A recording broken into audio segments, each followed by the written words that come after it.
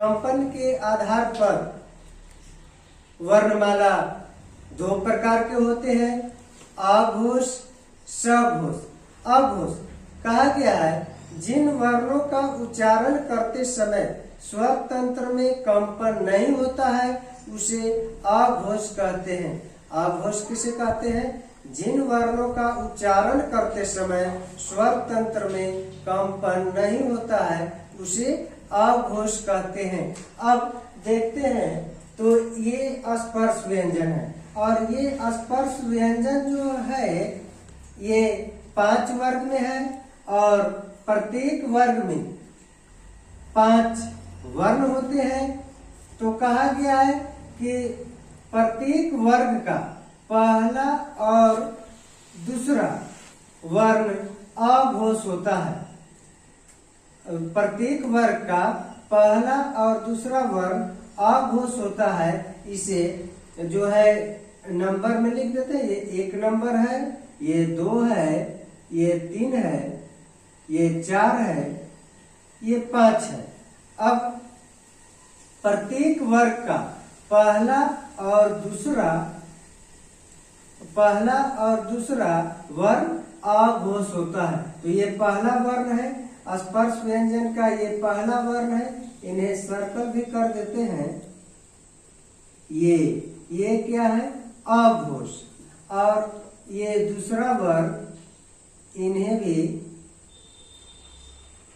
Circle कर देते हैं। ये अघोष है। और इसके बाद उस व्यंजन का तीनों स अघोष के अंतर्गत आते हैं। याद रखना है प्रत्येक वर्ग का पहला और दूसरा वर्ण अघोष होते हैं तथा उस व्यंजन का तीनों स अघोष होता है। अब देखते हैं कि इनकी संख्या कितनी है। तो इनकी संख्या यानी कि इसमें क्या है? 5 इसमें और 5 इसमें। पहला वर्ण इसमें जो है 5 और 5 10 और ये 3 13, यानी कि अघोष की संख्या कितनी हो जाएगी? 13। अब अघोष इसे यहां लिखेंगे 12। यह याद रखने का तरीका है, ये याद रखने का ट्रिक है। 12 से हम लोग क्या समझ रहे हैं?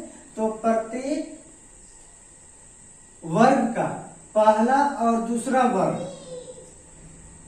क्या है? अघोष है। तो अघोष 12 और इसके बाद इसमें क्या लिख दें? तालव्य स मूर्धन स दंत स, यानी कि अघोष की संख्या 13, अघोष 12 से हम लोग क्या समझ रहे हैं?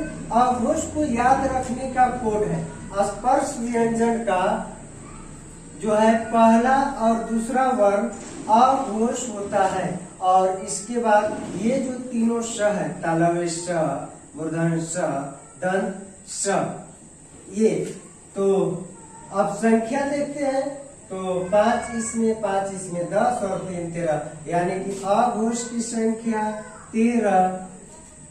तो अघोष अब देखते हैं कि कहा गया है कि जिन वर्णों का उच्चारण करते समय स्वर तंत्र में कंपन नहीं होता है उसे अघोष कहते हैं। तो देखते हैं ये स्वर तंत्र है। स्वर तंत्र के पास हम अपनी अंगुली को हल्का टच करेंगे और उच्चारण करके देखेंगे। क ख ग च छ ज। तो जैसे ही हम क ख का उच्चारण करते हैं तो स्वर तंत्र में कंपन नहीं होता है। च छ का उच्चारण करते हैं तो स्वर तंत्र में कंपन नहीं होता है। इसी तरह से ट ठ का उच्चारण करते हैं तो स्वर तंत्र में कंपन नहीं होता है। त थ का उच्चारण करते हैं तो स्वर तंत्र में कंपन नहीं होता है। प फा का उच्चारण करेंगे तो स्वर तंत्र में कंपन नहीं होता है, परंतु जैसे ही ग का उच्चारण करते हैं हमारा स्वर तंत्र कंपन करने लगता है। तो इसीलिए ये स्पर्श व्यंजन का पहला और दूसरा वर्ण जो है अघोष होते हैं, और इसके बाद ये तीनों स जो है अघोष के अंतर्गत आते हैं, यानी कि 10 और 3 13 इनकी संख्या है। अब अघोष आप अच्छी तरह से समझ चुके होंगे। अब हम लोग देखते हैं कि सघोष किसे कहते हैं। तो सघोष यानी कि जिन वर्णों का उच्चारण करते समय स्वर तंत्र में कंपन होता है उसे सघोष कहते हैं। सघोष किसे कहते हैं? तो जिन वर्णों का उच्चारण करते समय स्वर तंत्र में कंपन होता है उसे सघोष कहते हैं। सघोष जिन वर्णों का उच्चारण करते समय स्वर तंत्र में कंपन होता है उसे सघोष कहते हैं। अब सघोष यानी कि स्पर्श व्यंजन का तीसरा, चौथा और पांचवा नंबर का जो वर्ण है वो जो है सघोष के अंतर्गत आते हैं। जिनका इसमें स्पर्श व्यंजन में जिनका सर्कल नहीं किया हुआ है ये जो है क्या है? सघोष है। और ये सघोष है। संख्या इनकी देखते हैं तो 5 इसमें, 5 इसमें, 5 इसमें, यानी कि 5, 10, 15। स्पर्श व्यंजन का 15 वर्ण सघोष होता है। इसके बाद अंतस्थ व्यंजन भी सघोष के अंतर्गत आते हैं। इनकी संख्या देख लेते हैं, सघोष की संख्या। तो स्पर्श व्यंजन का ये 15 हुआ, और इसके बाद ये 4, ये कितना? 4। तो 15, 4, 19। और एक उष्म व्यंजन का ह यानी कि एक ये 19, 1, 20। और इसके बाद 11 जो आप लोग स्वर वर्ण पढ़े हैं, यह जो 11 है, यह 11 जो स्वर वर्ण है वे सघोष के अंतर्गत आते हैं, यानी कि 11 ये। अब इनकी संख्या कितनी हो जाएगी? तो 15, 4, 19, 1, 20 और 11, 31। संख्या अत्यंत ही महत्वपूर्ण है, याद रखना है। अघोष की संख्या 13, सघोष की संख्या 31। अब सघोष कौन कौन हो गए?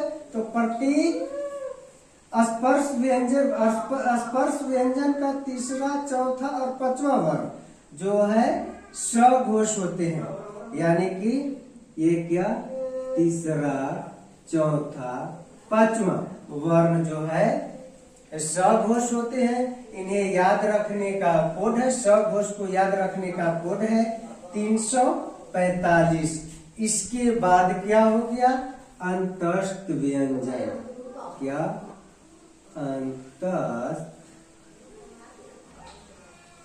अंतस्थ व्यंजन। अंतस्थ व्यंजन। और इसके बाद उष्म व्यंजन का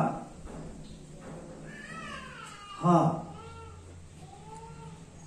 उष्म व्यंजन का ह, ये क्या हो गए? सघोष। ये क्या है? सघोष।